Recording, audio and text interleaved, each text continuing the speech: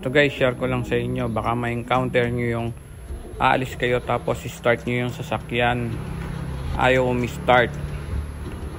Napacheck nyo naman yung fuse, okay naman, yung relay, okay naman, tapos yung injector, okay naman, tapos napalinis nyo na rin yung throttle body, nagpalit na rin kayo ng fuel pump. Eto guys, yung camshaft sensor, baka yung camshaft sensor nyo is marami na siyang langis. Nagkakaganyan yan guys pagka hindi kayo nag-change oil o bihira kayo mag-change oil o kaya hindi nyo pina-flush kung nag-change oil man kayo, meron siyang oil sludge. Ayan guys, bali marami siyang langis. Tapos gagawin nyo lang, ugutin nyo lang yon, tapos tatanggalin nyo lang yung wirings nya, nakaklip lang yon.